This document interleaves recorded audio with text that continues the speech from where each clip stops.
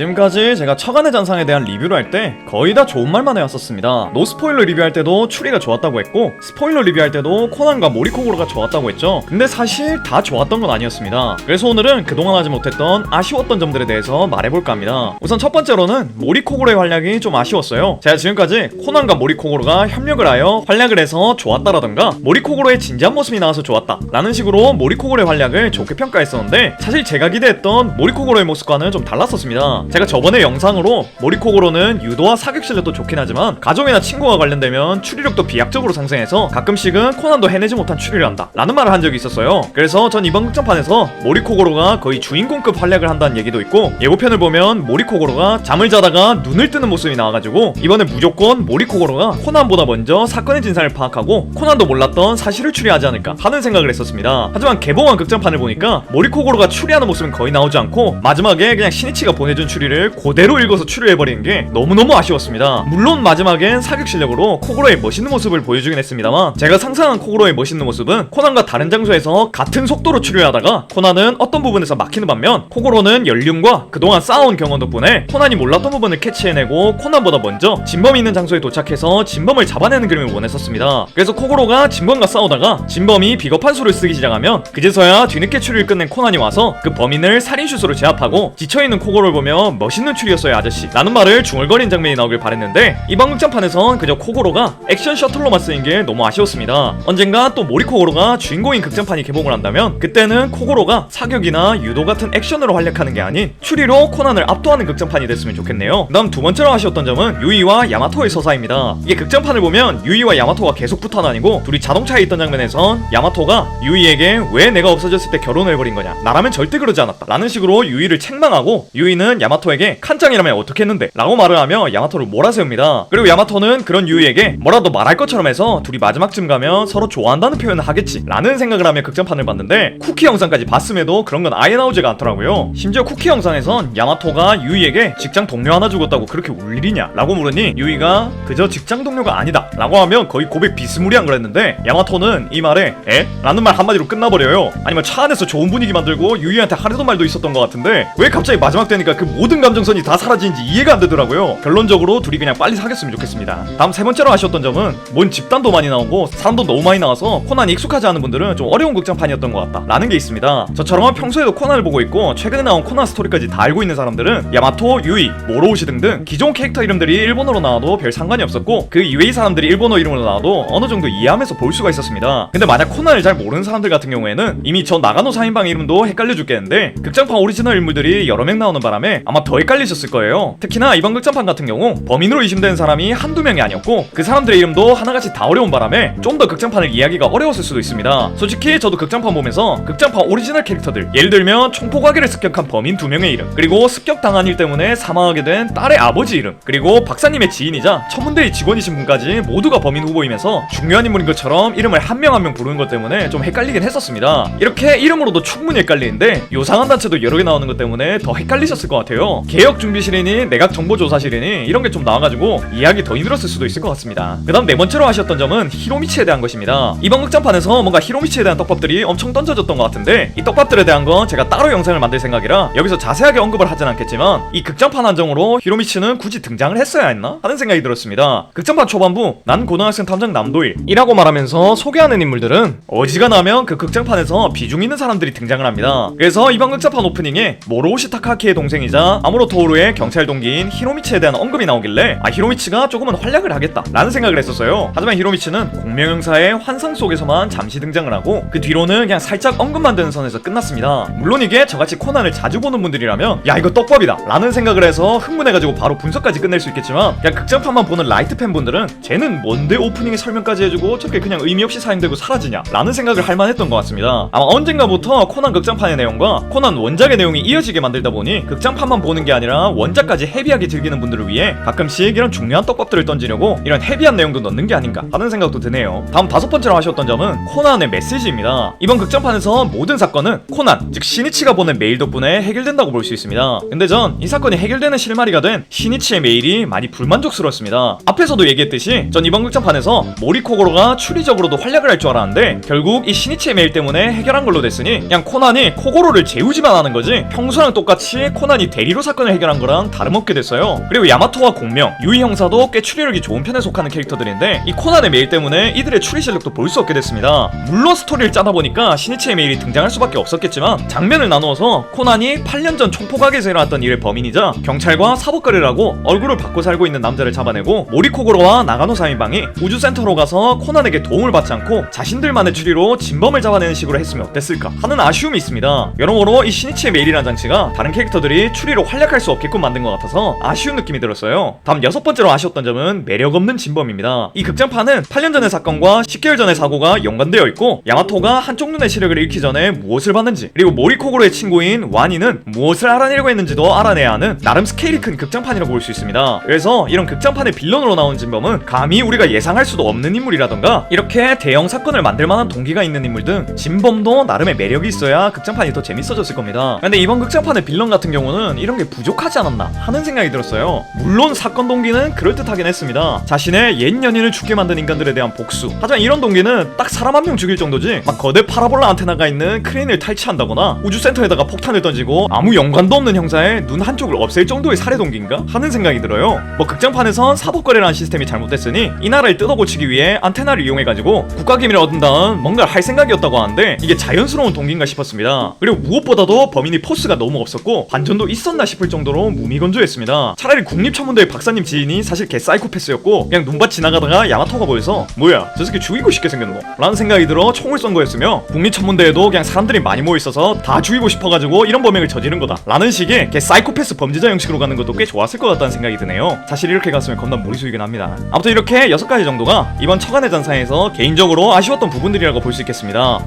아마 몇몇 분은 왜 이 새끼가 이번 극장판에 있었던 무리수 액션씬은 아쉽다고 안 하는 거지? 라는 생각을 하실 수도 있을 건데 사실 무리수 액션씬은 극장판의 스케일이 커지면서 늘 보여주는 장면이라 더 이상 이게 아쉽고 뭐고 할 게 없습니다. 솔직히 말하자면 뭐 축구공을 빌딩만큼 키워서 액체를 맞는다거나 축구공으로 대포 포신을 돌려버리는 장면도 나오는데 이번 극장판에 나온 코난이 벽돌 잔해를 타고 날아서 레이저를 굴절시켜 범인의 눈을 부시게 한다 라는 정도의 액션씬은 담백하고 현실성도 있지 않았나 하는 생각까지 들더라고요. 여러분들도 이제 무리수 액션씬에 대한 실망감은 어느 정도 내려놓으시길 바라겠습니다. 아무튼 이번 극장판 같은 경우 스토리도 좋고 추리씬도 나름 괜찮았어서 너무 실망스럽고 그런 건 없던 것 같습니다. 여러분들은 혹시 이번 극장판을 보면서 실망스러웠던 점이 있었나요? 있었다면 댓글로 의견 나눠주시면 감사하겠습니다. 오늘도 영상 봐주셔서 너무 고맙고 전 더 재밌는 영상으로 돌아오겠습니다. 그럼 다음 시간에 만나요.